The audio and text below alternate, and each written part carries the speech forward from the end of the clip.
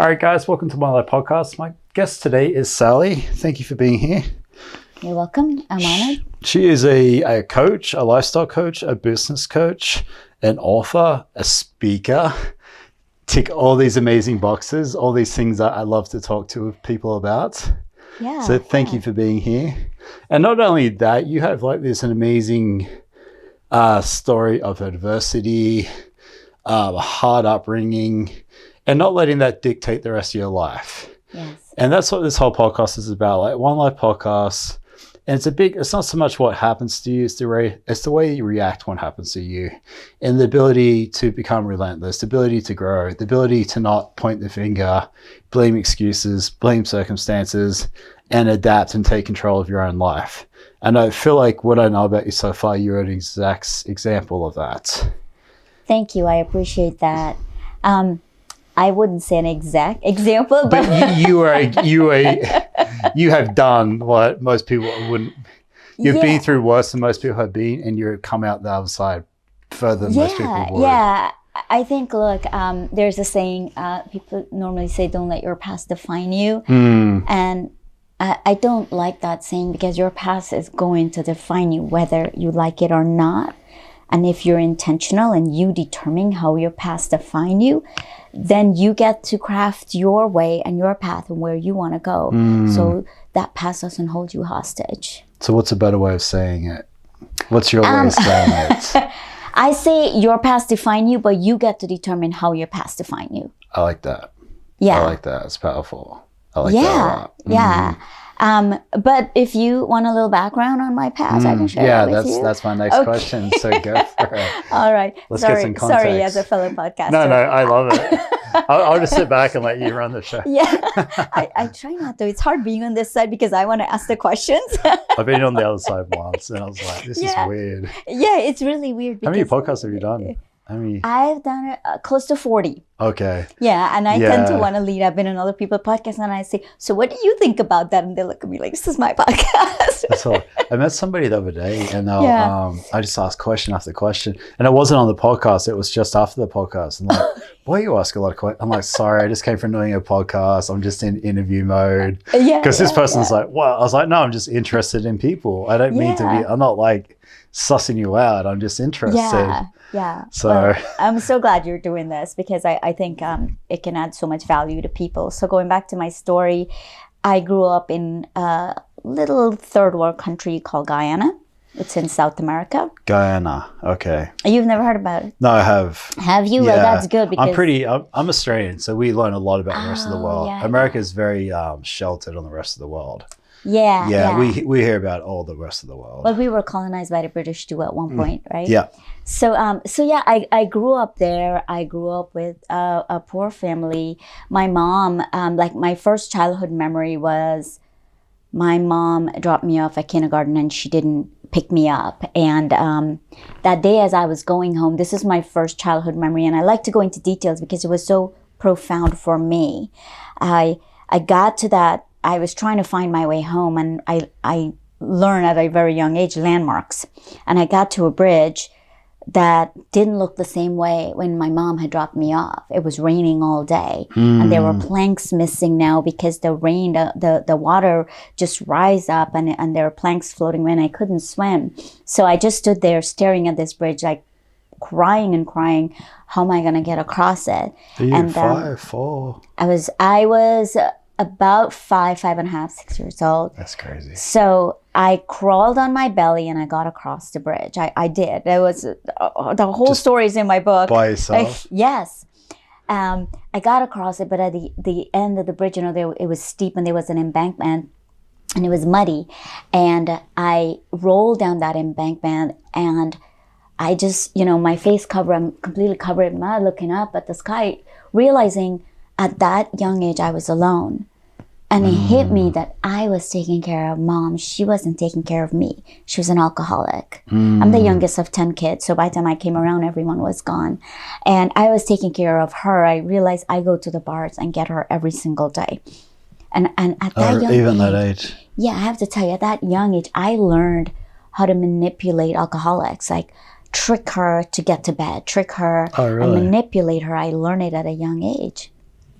So I got up and I realized that was my purpose. No one's taking care of me. I had to take care of her. It's so young.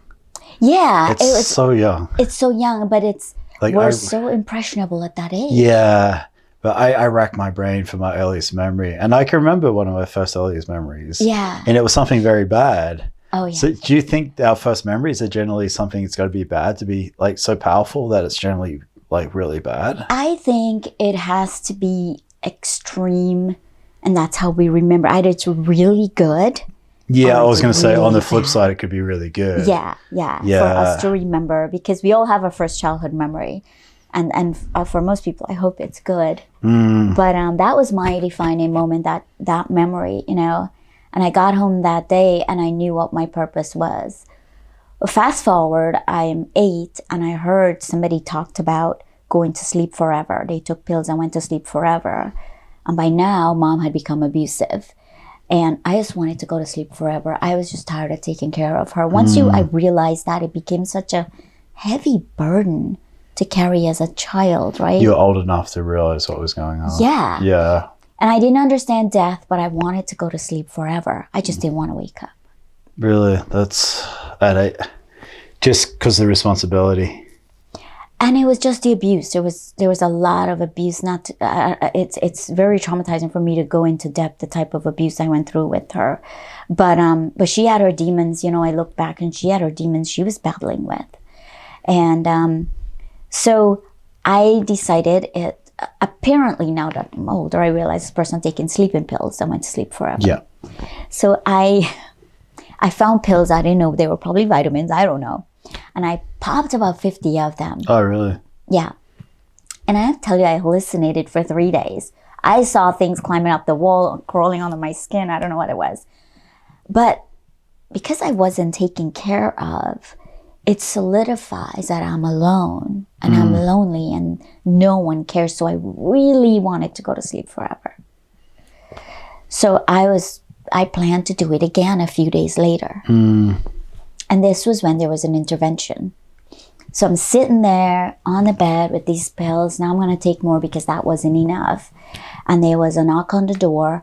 And I just heard someone, hello. And I went down to look and see who it was.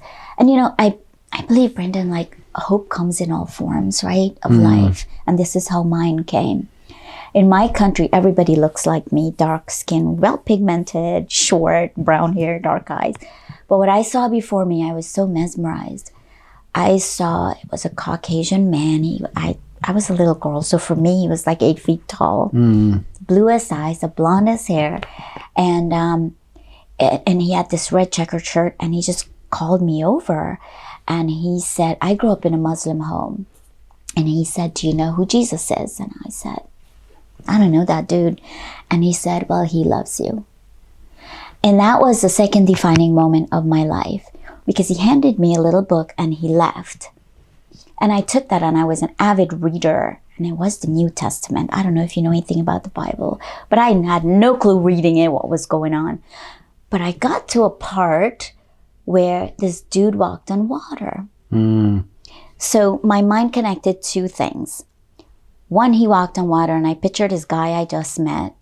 That was the guy walking on water. And then 2, he said, this dude loves me. And that was the first time love and me was in the same sentence. So it was such a powerful moment for me that I pictured this guy sitting there and I'm talking to him. And I have never shared with anyone what I was going through. So I poured my heart out to him and told him everything. And I fell asleep. And when I woke up, I felt so light. And I have a friend, he became my imaginary friend, this guy, and I didn't feel the need to go to sleep forever. Wow. Just a random guy who comes to the door. Yeah. That had so much power and on the rest of your life. Yes, right. And he will never know that, right? No. You never saw him again. Never saw him again.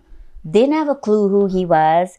Nothing, but that was my little secret and the hope that carried me forward. So Mom passed at 12, and I went to live with some family members.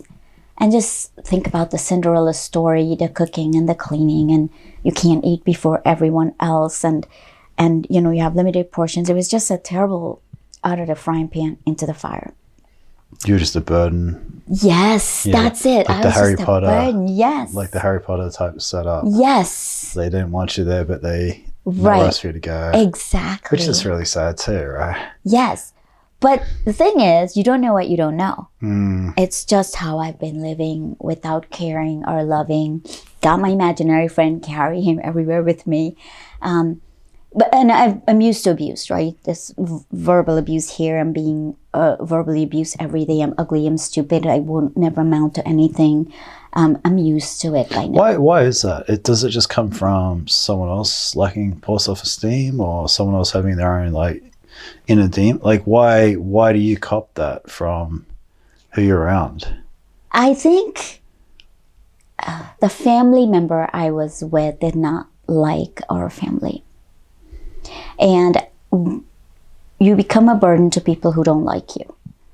So I became a burden to them. In my book, I protected them also and changed the characters because that's just who I am. It wasn't about them, it was about me.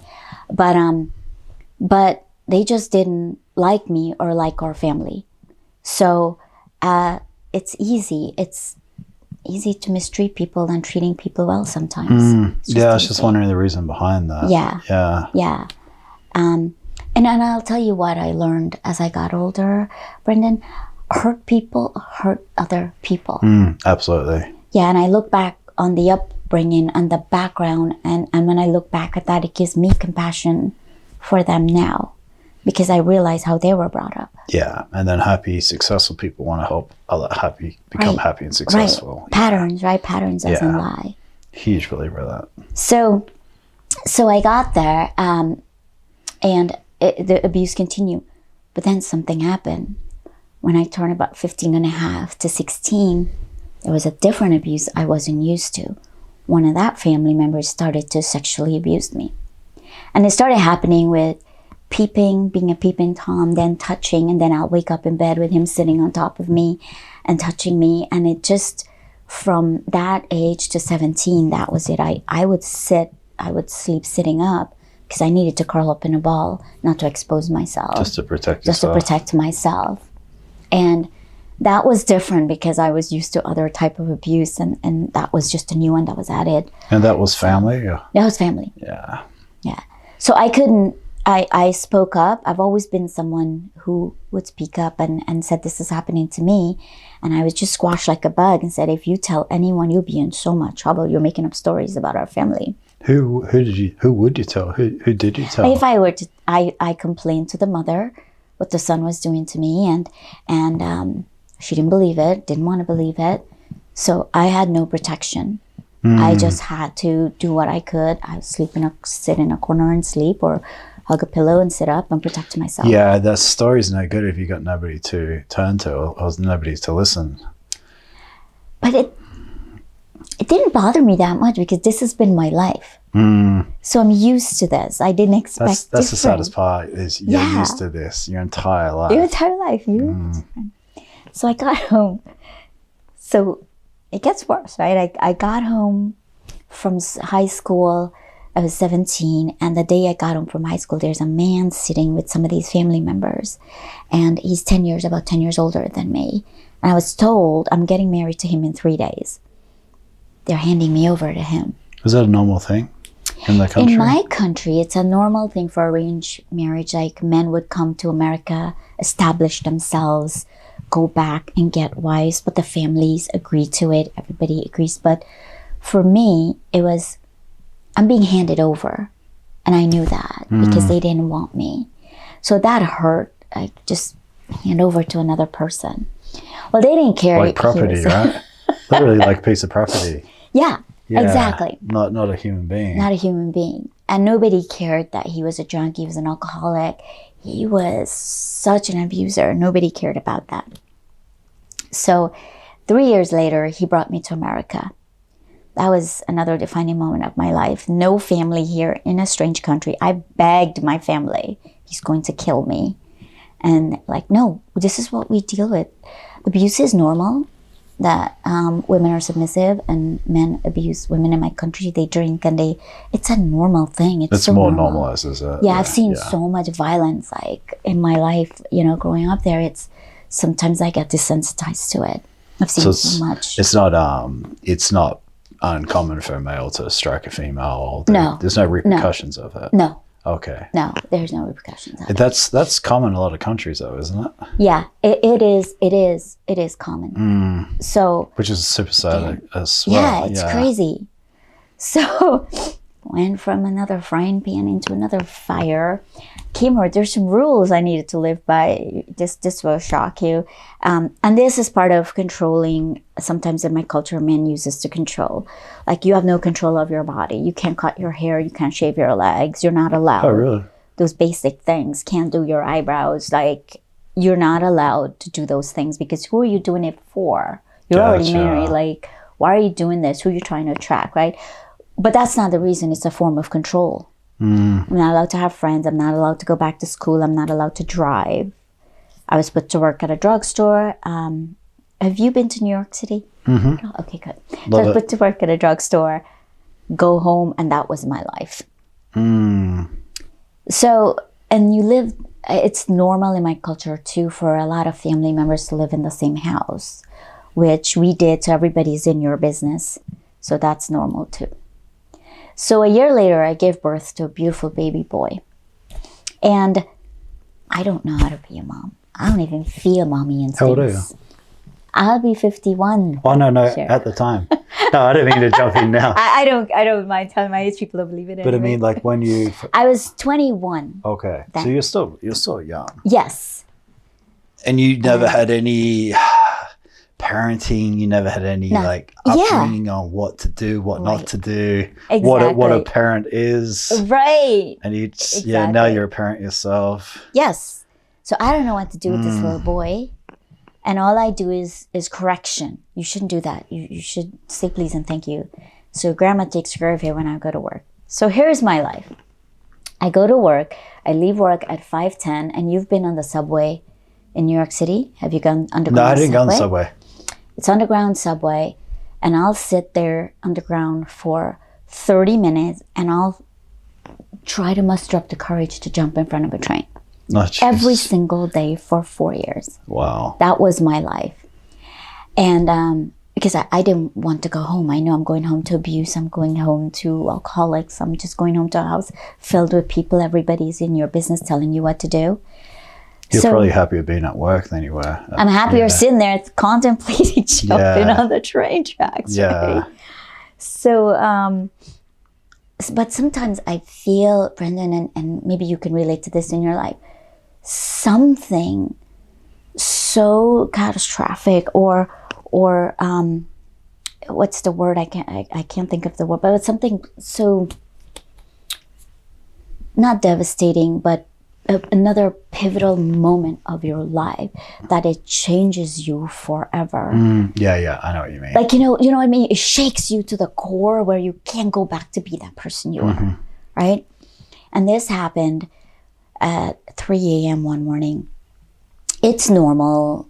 My ex-husband comes home drunk and he wants to dance at 3 a.m. And I've put up with it for so many years. And this one particular morning, I wasn't having it as he dragged me out of bed and he's trying to dance. And I step back and he's really drunk. So I step back and I pushed him as hard as I could. And it was the first time I've ever done that. Now, you never do that to an abusive alcoholic. Everything happened in slow motion. Next thing I knew, I'm on the floor. He's strangling me and I'm about to pass out. And I heard screaming. My little boy picked up a remote control and he came at his father, and he's 4 years old. And he's like, leave my mommy alone. You need to leave my mommy alone. Mommy, let's get a cab. Let's get away. Let's just go away.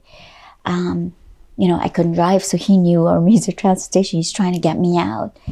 And I'm almost passing out, and he let up one hand off my throat to backhand that little boy. And he flew across the room. And we both stared at each other because the abuse was always on me. This was the first time it was on the little boy. And I pushed him off and got up. And it's been 24 years and this is still really hard for me to talk about.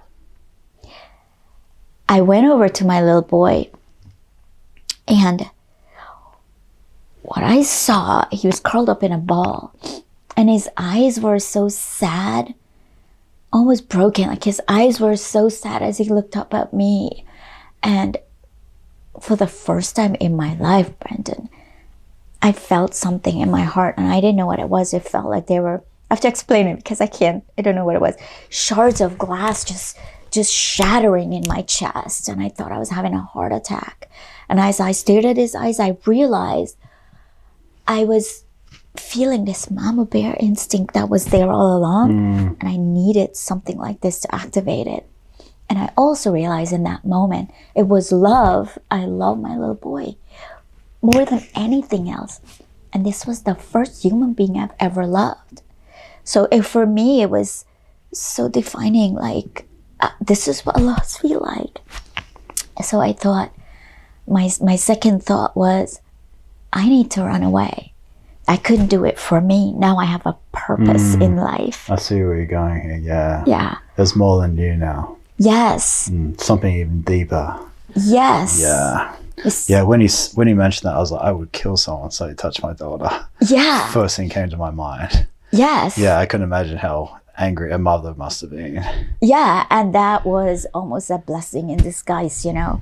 I think if he was yelling and screaming, that would have been different. But looking at his eyes, and they were so sad and they were so broken. It was just, I can't even explain that look. And you're so pure and innocent at that age. You don't deserve anything.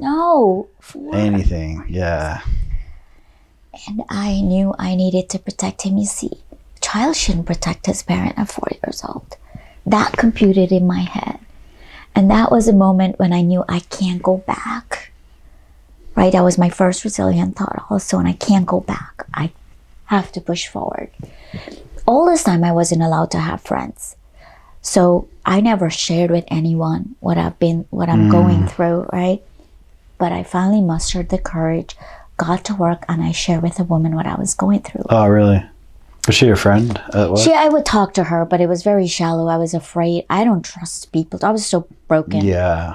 Right? I was like this broken little puppy who don't touch me, don't come near me. People hurt me. That's all they've done. And I opened up. I had to do it for my boy, and I shared. Now, she had seen bruises, and she'd seen me wear turtleneck in the summertime. So she suspected something, and she was like, wow, Sally. She solidified to me, like, that's not normal. You're talking about this like if it's so normal. Well, it was normal to you, wasn't it? Yes. Until you knew. Exactly. Until she said, Sally, that's like forms of abuse sexually, physically, I mean, mentally. I was told even by him how stupid I was. I will never amount to anything. I can never leave him because I'm too dumb and I'm too ugly. No one will want me. So you live with that thinking, I am nothing. I do carry this. I'm just nothing. I'm existing. You know what? I've learned a lot about sex trafficking. It's exactly the same as what you're talking about. The isolation, the no friends, the reliant on the person. It's literally the same thing. Oh, yeah. And I mean, obviously you won't get in traffic, but he treated you exactly like pimps do. Yeah, I volunteer with sex traffic organizations, and I've learned a lot. I've gone to the classes. Have you realized it's very similar, isn't it? It is, because they strip you. Strip you, isolate you. Keep you down. That's right. Not allowed to have friends. That's right. Yeah, it's everything you're saying. It's bringing back memories from a couple conversations I've had. Yeah, and you're living inside your head because you have no other outside voices talking to you. So whatever they tell you, that's what you believe. Yeah. And no friends, nowhere to share it. Yeah, that's crazy. Yeah, it's similar. That's why I volunteer with those organizations, because I get it. Get it. So anyways, I shared with her, and she helped me, taught me how to save my money and get an apartment. And within a few months, I got my apartment. So you kind of just I'm working behind the scenes, not telling anybody what I'm doing. Okay. So you're still still at the house. I'm still at the house. But you're putting money away. Yes. You're developing an exit strategy. Right. Okay. Right. Which I knew I needed to do because I knew he'd kill me if he knew I was going to leave him. And I remember it was 1998, May 10th, 9:10 a.m. You remember these things. I told my son, we're going to the laundromat. I packed all of our clothes in a laundry bag and I put it in a cart and I pushed it to the end of the street. I told Grandma, we're going to the laundromat. She's like, buy me milk. I put the money on the bed and I wrote a letter out why I was leaving. Now he's completely illiterate. I know somebody has to read that. Gotcha. Completely illiterate. I left it on the bed and I called a cab and I put my son in the cab and we left and went to our place. How were you feeling? How was your heart? Right. So my son's excited because it's an adventure for him, but I have to tell the cabbie every 5 minutes to pull over because I was just throwing up. I was so nervous. Wow. That's what I was wondering. How nervous. You must have been scared out of your mind. Oh my gosh. That's probably the hardest thing you've ever done at that time. Yes. That took me back to the bridge when I was crawling on my belly over that water. It was the same like that second time, doing this now. It was so scary. But when I turned that key in our apartment and we locked that door, it was the most freeing experience I've ever had in my life. That's amazing. How far away? How separated were you? I went to another state. I went to New Jersey. Oh, okay. Okay. Yeah, I was wondering how far, because without watching your back 24/7. Yes. So I went. Yeah, I was wondering how far you went. Okay. Yeah, in a gated neighborhood. Like it was one of the worst neighborhood. That's why it was gated, but I didn't care. Okay. Right. I needed to afford the rent. Yes. Crossing paths. Right. Okay. But I'd like to say and love to say it's all hunky dory, but it's crazy how the judges are. I had to give him visitation. And this one particular day, we drop off at the subway because he can't know where we live. So we drop off my son at the subway. And I can tell it wasn't long after I left him, and he's mad the divorce had just gone through. And he was walking up the stairs on the subway. And you live with someone so long, when they're in a dangerous state. And I can tell something bad going to happen. Because I can tell just how he's walking and coming up. And he grabbed me by the throat and he saw me. And he dragged me to the edge of the train platform. So dragged me to the end of the train platform and just stood there. I knew even if I take a breath, he's so drunk, we're both going onto the train tracks. My son, for the second time, is begging for my life. And hey, Brandon, I glanced over, right? And I saw a light and I heard a rumble. It's not the light you want to see at the end of the tunnel. Yeah. The train's coming. I don't know what happened to this day. I don't know what happened, but I found myself lying on the platform of the train station, and he was gone. I must have passed out. I still try to think about what happened, and I can't remember. Was your son gone with him? No, he left him. Oh. He left him, coward. He left him. Yeah. Damn, okay. Crazy. That's... So, after that, can you keep him away? I did. I'm like, if you want our son, you're going to have to take me to court. Okay. And he didn't try because he knew he tried. That's what I was going to say. Did he even bother trying? No. So I know that seems silly, but I mean, a person like that is probably not even going to bother trying. No, he didn't. Yeah. He didn't try after that. Gotcha. Yeah. Was that the last time you had contact?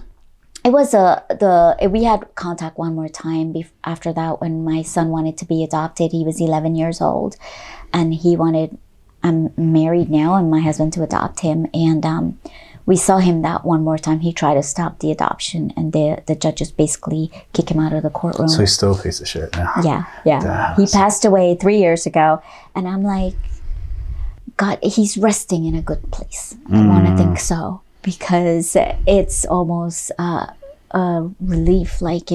For himself, he's such a tortured soul. I feel like he's resting. That's Yeah. that's a powerful story. I'm so sorry. I appreciate how well I had it going growing up, but I appreciate it a million times more after starting this podcast. I can tell you that. It blows my mind.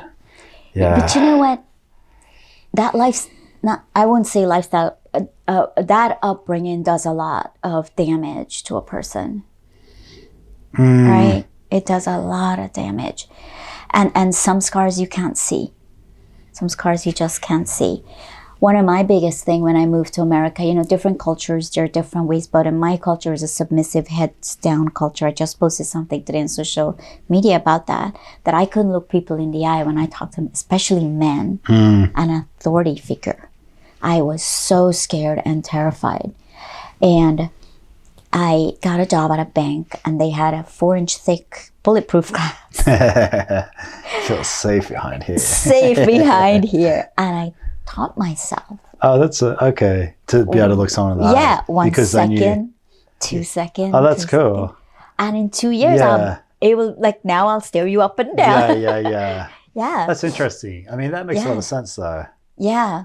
Yeah, that makes a lot of sense. Because you've lived in America long enough to know that in this culture, you have to be able to look people in the eye when you talk to them confidently. It's a respect thing. If someone does look me in the eyes when I shake their hands, I'm already checked exactly. out. I mean, there are different cultures where women don't and people don't, but in America, that's not the case. You've got to make that eye connection. Yeah.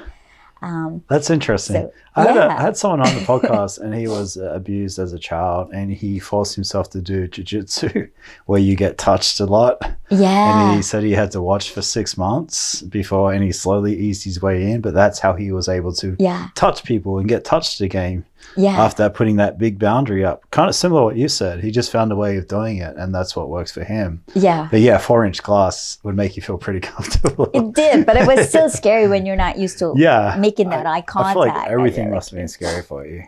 How so everyone's around you is taking drugs, alcoholic. How do you stay away from any of that? You just didn't have access to it? Is that something that you know what I mean? Like when parents are alcoholics, a lot of time the children become. But I mean, everything around you was negative and drugs and alcohol, and so why do you start drinking? And I have the saying, I purpose in my heart that I won't be like the people that brought me up. So it was so bad that you wanted to do the complete opposite. Yeah, even as a little girl, I knew what I wasn't going to do. Okay. Even when mom was like that, I just knew I'm not going to be like that. Okay. And so you wanted the complete opposite of what of your own. Yeah. Okay. Yeah. And so sometimes life's like that, right? We adapt to what we know, and it's just generational curse. After curse that's a good way of putting it. Right? Yeah. And then sometimes there's just something there that I feel like there's a higher power. I believe in God, and I think He was protecting me, and I didn't become that because I knew in my heart that I can't treat people like that. I would take my clothes off my back and give it to someone because I knew how I was depraved and how I was treated. So I didn't want to be that person. When somebody complains about something really superficial and shallow, how do you deal with that? Do you want to just tear your hair out? I'm learning how to have compassion because one of the things I didn't have compassion about, oh my gosh, I'm going to be so transparent, is when people have victim mentality, right? And I am learning that everybody has their own journey. It's all relative, right? Yeah. It's hard though. It is hard. It's got to be really hard for you. Yeah. You're born in America. What are you complaining about? Just to start off with, right? To start off, if you have $1, you're doing well. Yeah.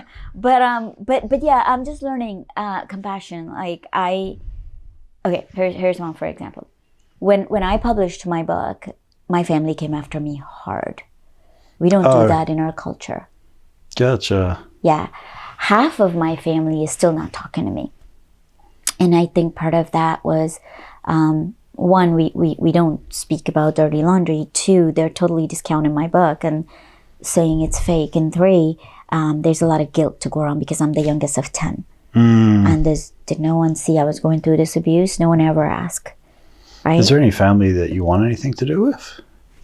Yeah, I hate to ask you that, but but that's how I had to assess it. You hit the nail on the head, because there's a couple of things I had to assess when they left. Were they ever there? And what value did they add? Yes, that's the thing, right? Right, that's true. And then the other thing is I put high expectation on people in terms of how they should behave and how they should react. And I'm like, everybody will come alongside me and say, oh my gosh, we didn't know. And now we know, right? And I don't care if you do it covertly because you want to still be friends with the other family members. I don't care about that. But that was my expectation. So I think we were talking about how did I deal with people like that. I lower my expectation now because while Brendan, I will run into a burning building for you, I shouldn't expect you to run into a burning building for me. And that's what I've been learning in life. I get to decide who I am, and I can't expect you or the next person to be who I am. Yeah. You be the best version of yourself for exactly, for yourself. And don't put that burden on other people, because they can only go off with what they have and the capacity that they have. And the tools that they've got and the things they've been through and the adversity they've had and perspective they've had. Yeah. Everyone, like you and I, are so different, and we're just two people. And everybody else is so different. Exactly. And that's what you have to look at and have some compassion for people. And then there's just people who just don't want to grow, and that's okay too. And that's okay too. But yeah, it's kind of setting boundaries, and it's kind of learning what conversations to have with what people. And I'm a huge believer, if someone's not adding value to my life, they're not in my life for very long. And it's not a personal thing. It's just like, if you're not aligning with where I want to go, you just do your thing, I'll do my thing, and good luck to everybody. I think life is too short to have, I hate to say duds, but people who don't want to add value or don't want you to add value. Like, I'll tell you, for me, for example, when I came out of everything and the dust settled, I was so broken. I still believed I was ugly, I was stupid, I would never amount to anything. Those were beliefs that was so ingrained in me. And I had to work so hard. Like, I worked so hard to get it, trusting people, building a tribe around me that helped raise me up. I had to work so hard that I'm not going to let anybody undo that. So if you're not going to add value to me, I'm okay with it. Bye-bye. I like that. Did you seek out therapy? How did you go about building yourself up? How do you even know where to start after something like that? Because you're still by yourself. I mean, you're free. I'm an observer. Yeah. I observe the I thing. I observe that's confidence, and I needed to do that. Yeah. But I also observe that the value you put in yourself is the value the world will put on you. And I had such low self-esteem. Say that again for me. I like that. The value you place on yourself is the value the world will put on you. I 100% agree with that. Yeah, that's amazing. Because I knew how I was treated. Some powerful words right there. It's so powerful when I realized that. Because I'm looking around me at work and I'm seeing how people who speak up for themselves, people who are confident, punctuality, integrity, treat people the way you want to be treated. Yes. And people resonate with those. The right people resonate with those people. With those people. That's why we're having this conversation. Yes. We resonate with the right people. Yeah. Yeah. And then I saw me, broken little mousy me, how I was being treated. And I realized, okay, I need to be like that. I need to be like that. I need to be like that. So I started aligning myself with the people I wanted to be. What were the main things that you're noticing besides eye contact? I was noticing I couldn't speak up for myself. Okay, so you got pushed around a bit. I got pushed around a lot. Which you were completely used to. Yes. That was normal. That was normal. So that was my comfort zone. Speaking up and being assertive. No, I was a yes person. I was a people pleaser. Those were the biggest one, because I realized I wanted people to like me. I've lacked love and attention for so long that I would do anything within the realm of normalcy to get that. So I was just, people pleasing was the biggest one. Limiting beliefs, well, the biggest one. You're going to stay at this job forever. You're never going to move up. You're not going to go anywhere. How I look, for the longest while, I didn't like myself. people know when you don't like yourself, Mm. right? Now I can't have enough of myself. I just love myself. I learned how to love me, right? When did you learn to love yourself? At what point? Like, hey, The truth is, so part of my story, remember my imaginary friend? Mm-hmm. I finally really understood what Christianity is. I'm a believer in Jesus Christ. And that has changed me so much in terms of believing that there's a higher power out there, and he designed me. I'm designed uniquely. There's only one of me. All right. He knit me when I was in my mother's womb, we say in the Bible. And there is no other like me. And he meant for me to look like this. Mm. And that made me, when I finally understood all of that, like it just made me love me so much. Mm. And having that from when I was 8 years old to now, it just became more powerful in my life and more prominent in my life. So that was one of the ways I was made like this. I was created like this. Did you start going to church or anything like that? Yeah, I did. When did you start doing that? So when I got married to my current husband, his family wanted to go to church, and they took us to church. And I have to tell you, I walked in the church and I didn't feel like I was in a strange place. It was the strangest thing. Well, I mean, you'd been a believer your whole life, right? Yeah. So you probably felt at home. I felt that's what I say to people. I felt at home. I walked in there and I just felt like I was at home. That's interesting. Yeah, it was very interesting that how powerful a hope and a belief can carry you. Right? I'm not religious personally, and I've never grown up with it, but I'm definitely not against it either. Yeah. I mean, whatever works for you. Yes. And obviously it worked for you. There's no doubt about that. And I always tell people that, like, when I tell the story, I say hope comes in different form. Recognize that hope, whatever form it comes in. Like, recognize that hope and hold on to it. It'll carry you along the way. That's powerful stuff. Thank So with the adversity, what has been, I like to say the best things that's happened, but the adversity and the becoming relentless, how has that transitioned to the woman you are today and the success you've had? Because, I mean, you've got to go through that stuff to be the person sitting in that seat, right? Yeah. So what are those things that just makes you unstoppable, just makes you like that go-getter? Is it the perspective? Is it the... I think, for me, finding my purpose. Okay. Yeah, I think so many times, like, for most of my life, I just existed, thinking about taking my life. I just existed and I didn't want to live. And when I found my purpose, and my purpose has changed over the years, the first time I found my purpose, protected my son, and then I keep finding my purpose. And now I just know what my purpose is in life. What is your purpose? And my purpose is to help people, is to help them. I feel like I am called to help the broken and to help the hurt and to help people who's gone through similar things that I've gone through. Like, I feel that was the purpose of my story. Okay. And if you were to ask me, Brendan, do you want to go change it? I would not want to change a thing that happened. I always ask people that, and I hate asking that question, but I always get the same answer. No, because I really don't like asking someone that because it's very hard for me to ask that. But I always get the same answer. They're like, no way. Like, no way. I went through this for a reason. And I went through it to have the compassion that I have in my heart for people now, to help them. My book is a big What's your part book called? of that. Triumph Over Failure and Fear. Triumph Over Failure and Fear. Yeah. And it's a big part. It plays a big part in that, where when I go to different places and I volunteer, and when I hand a woman, an abused woman, my book and she reads it, when I go back the next time, I don't have to build a rapport, or I don't have to build trust with her. Yeah. She says, you know me, I know you get me. Because sometimes, those ladies, they're so abusive. I know what it's like to trust people. I don't trust anyone. Everyone's out to get me and hurt me when I was in that place. Yeah. So to know that I get that, it helps to bridge that gap quicker, where I can start mentoring and coaching. That's awesome. Yeah. So purpose, living a purpose-driven life. Purpose-driven life. I like it. Yeah. Your coaching, is it one-on-one? Is it online? It's one-on-one. Some of it is meeting people face to face, but most of it is online.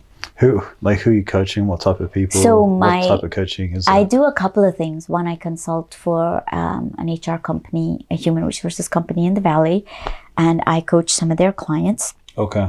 And then I work with a company called Modern Health, and they actually send me clients. Gotcha. I don't have to go out and see clients. What type of clients are you getting?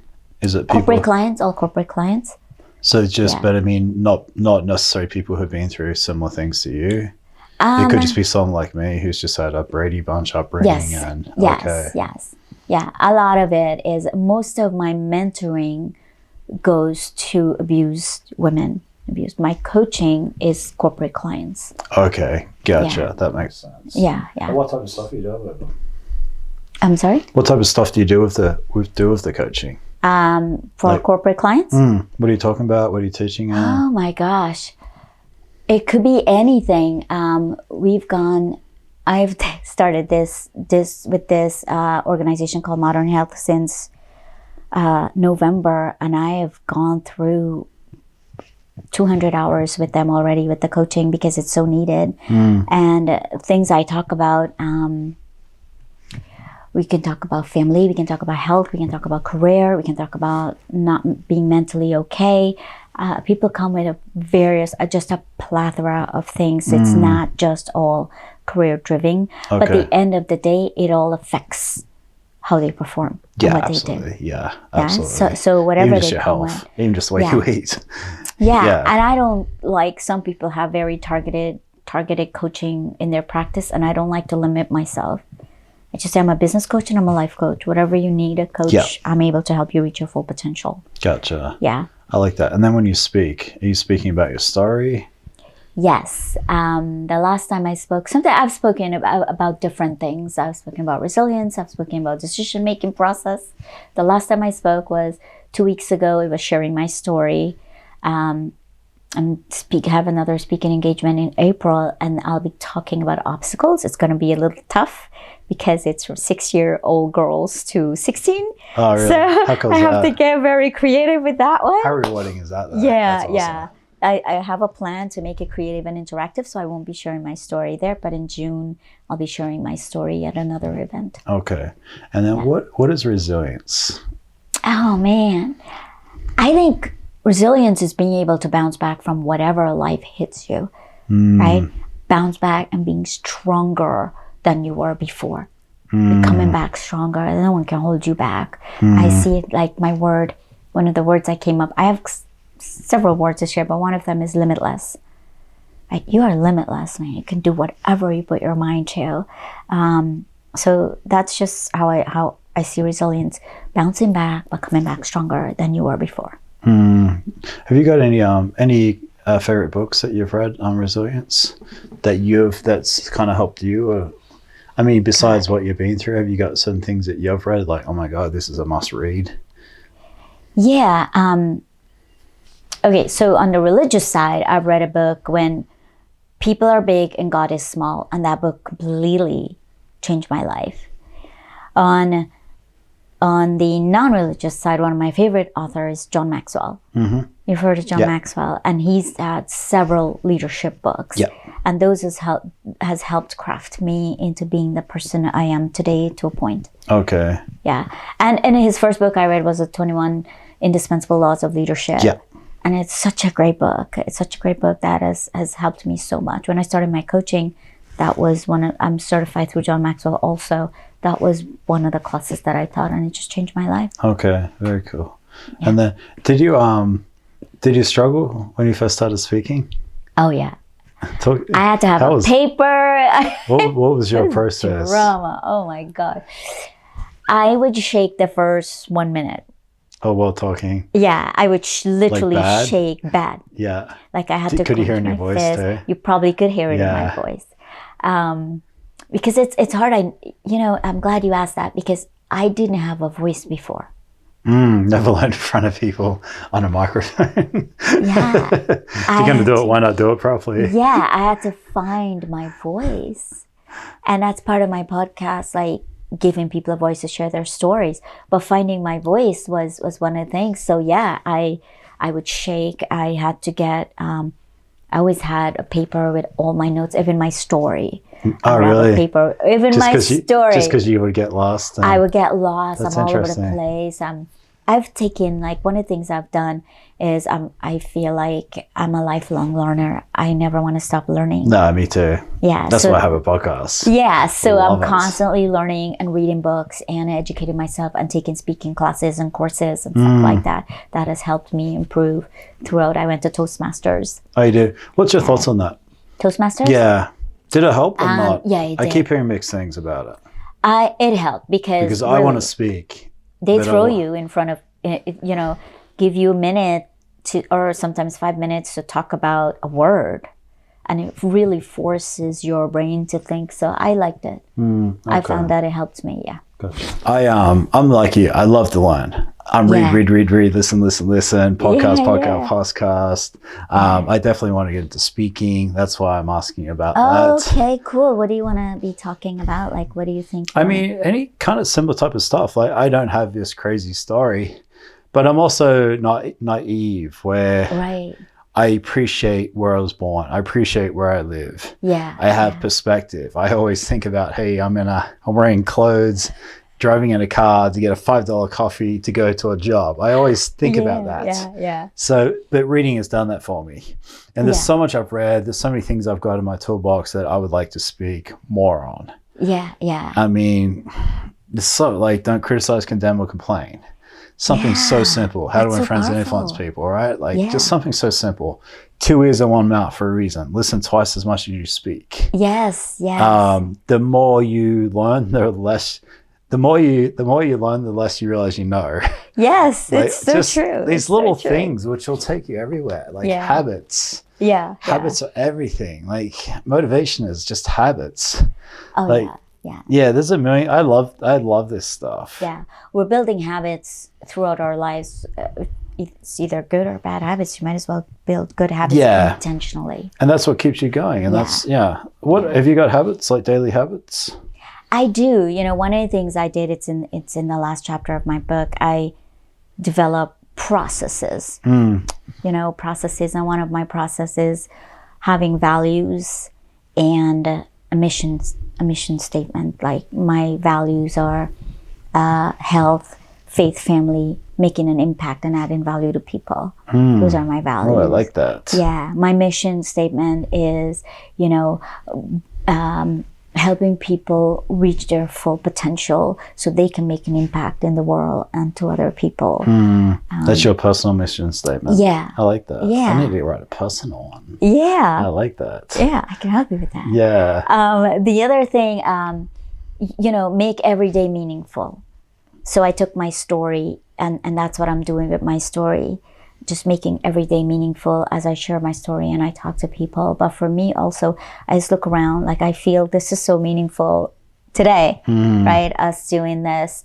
And I always say, stay hopeful, man. You can look back at the past and use the past as an example of what you've gone through and use it as experience, whether it's good or bad. But, look forward to the future because the past is in the rear view and it just gets smaller and smaller as you're driving away. Look forward to the future. So those are little things. And self-care. I was 30 years old before I realized there was such a thing as self-care. But I mean, you weren't allowed. Yeah, exactly. You weren't shown, you didn't see it. It wasn't an environment. You weren't allowed when you probably did want to. Right. And I love self-care, and it's not looking pretty and doing your nails. Like I feel self-care is me taking a walk in nature. Me jumping in a cold plunge twice today. Did you really? Yeah, one this morning, one after training. That is self-care. That is self-care to another level. Yeah. It was cold. But yeah, that's an example. Yeah, so those are some of the processes and habits. Like I have a morning routine that I do every day, different things. I think morning routines are so important to set your intentions for the day. Do you journal? I journal. And my morning is journal, praying, meditating, reading motivational stuff or the Bible or something like that. Just making sure I'm set, I'm ready. Like, for example, this morning, my sister is calling me at 7 a.m. There's drama with another sister, and I'm not going to pick up the phone because that's not how I want to start my day. I like that. And that was me before. And I just told her, I'm sorry, I can't. Text me, I'll get to it later, but I'm preparing for my day. I need to work out. I need to set my intentions for the day. And once I am grounded, then I'll go to Zig Ziglar used to talk about that. He goes, if you get up and read the newspaper, you're setting your day up for failure. Yeah. Oprah talks about that. He shares, you watch the news. Like, don't watch the news. The news isn't providing any value or helping you in any way. No, it's not. I love living my little bubble. I just, read, focus.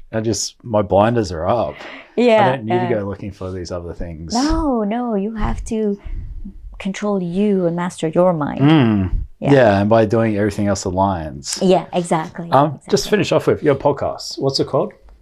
It's, why did I go blank? The Sally Allen Podcast. What is it? The Sally Allen Podcast. And you've done about 40 episodes? I've done about 40 episodes. It's been on for about a year. Did I tell you how my podcast came about? No, that's what I'm getting to. What makes you start a podcast? Okay, in 2021, after I published my book, I told you there was a lot of drama around that. Yeah. And it took me down, where I went into a dark place for 6 months. When you go into dark places, you don't realize you're going into it until you're about 3 months into it, and you notice habits change, and you're changing, and you're not doing the things that you like to do. And it took me 3 months to realize I was there. And I just had to sit in that dark place for a minute by myself, me and God, just sitting there. And no one could get me out of it because a family member took it upon themselves to eviscerate me on the internet. Everywhere my book was, they went and wrote like long paragraphs of lies about me. And that's the worst place, people, the whole world is seeing this. And that really took me down. And in January of 22, I woke up one morning, and just like that, I was out of it. And just like that, I heard clearly, like, you were hiding under a rock. You need to get up. You need to resurrect your book. But you also need to give people a voice to share their stories, because how many people have such powerful stories? And they're not sharing it because, like you, they're hiding and they're scared. And I thought, well, how am I going to do this? And I kept thinking about it. And it's so weird. Like, I'm sitting there thinking, how am I going to do this? And my phone rang, and my friend called, and he's talking to me about something. And I'm like, hey, David, do you know anyone who has a podcast studio? He's like, yeah, my best friend does. Let me hook you up with him. And just like that, all the doors opened up. And within 24 hours, I set up my podcast and recording and everything. Nice. That's awesome. Yeah. How's it been? What's it like having your own podcast? The first episode, oh my gosh. It was like, cut. I can't do this. I can't do this. I don't even know why I'm here. I don't have anything. There's self-doubting beliefs. Like, who am I to be a host on a podcast, right? Who wants to listen to me? Like, luckily, I was in a studio, and these guys were so encouraging. They're like, we love what you're doing. Like, people sharing their stories of resilience. Like, sit down. We're doing another take. My intro, I couldn't get my intro. We're doing another take, and it was great. But you're you're sucky the first couple. I mean, you gotta just like anything. What you do when you start dancing for the first time, you're gonna suck. It's like, suck. Whatever it is. So they're like, don't look at the first couple episodes. Just keep going, Sally. Just keep going. I'm like, okay. I love it now. You can tell I enjoy it. I absolutely love it. And I feel like finding my voice is such a big deal for me. Being able to speak and, being able to hear people's story. I think it's like a dream come true. Yeah, I could not care less if everybody hated it. Yeah, I would still do it. If nobody watched, I couldn't care less. Yeah, I love it. I absolutely love it. I do too. And every time, that was my favorite conversation until it's like they're all just as good as each other. They're all amazing. And then the friends, the network, so many other things that come with it. The self-growth, my confidence, my ability to ask better questions, learning to shut up, learning to speak up, learning how to deal with when people drop heavy stuff. Like that's probably the hardest thing for me. Yeah. Like when people like yourself share like bad, like pretty bad things. I'm like, okay, at first I was like, I'm not really sure what to say here. Yeah, but it's all part of the growth. It's not part of growth. Just let them speak, you know? Yeah, it's an interview, so you ask your questions regardless. That's what I have to remind myself. Ask your questions. But, you know, I love sitting with other podcaster and interviewing other podcaster because I enjoy it so much more because I think we know when to pause, when to stop, and we can. It's a two-way conversation. It's a two-way conversation, right? So I enjoy it so much because I would say like they know when I would say this is my best episode yet because. Yeah, because I've had some people talk too much and I've got to fight to get in. And other people give me like one-word answers and I'm fighting to get anything out of them. But that's on us.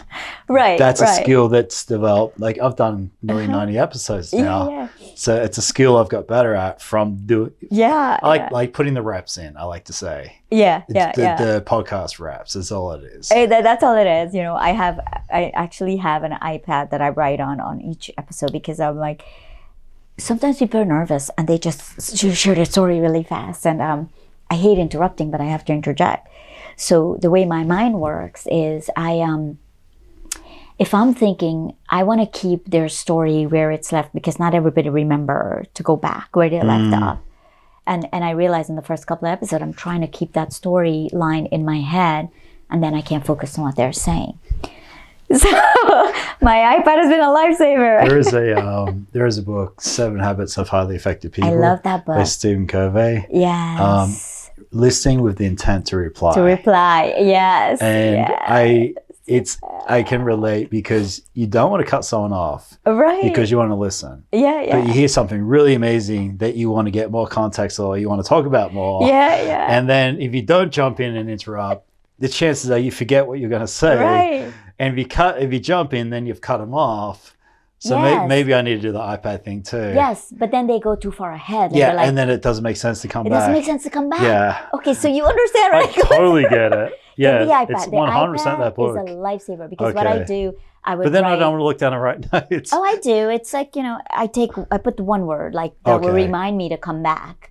I'll put like if they're talking about I don't know, a cabin up in the lake or whatever, and I'll put cabin and I'll circle it. Okay, so I know. That's a good idea. Yeah, and I come back to it. But I always have that because it's so freeing. I don't have to keep that word in my head because you're right. When you're holding this, you're not listening. You cannot listen. Yeah, you can't do two things at once. Yeah. That's one of my favorite books, by the way. It's my second favorite book. How to Win Friends and Influence People is my favorite. Yeah. Just because I think people skills outweighs anything. So for me, that's the book that's always kind of been my favorite. Yeah. But Stephen Covey is amazing too. Yeah. Anything else you want to touch on before we finish up? Anything we might have missed? Anything you want to like? No, I just want to reiterate one thing that two things actually. One, our past does define us, but we have to be intentional about how we allow our past to define us. Because if we're not intentional subconsciously, we are just living that vicious cycle over and over again, right? We're just in this whole generational pattern, living that cycle. And two, remember the value we put on ourselves is the value the world will put on us. So we have to know our worth. I love that. Yeah, we have to know our worth. So I love that because it just reminds me of myself. I'm always growing. I'm always learning. I'm always trying to be the better version of myself. Yes. By doing so, people treat you that way. Yeah. It's as simple as that. That's right. Yeah. I could start a podcast or I can not start a podcast. People are going to treat me different just for that one thing. Exactly. So, yeah. You stepped out of your comfort zone and you did something. And you put yourself out there in the spotlight. Yeah. Cool. Thank you so much. You are welcome. That was absolutely a pleasure. Thank you so much for having me. I'm so honored to be here. Yeah, that was a great conversation. I really enjoyed that. Yeah.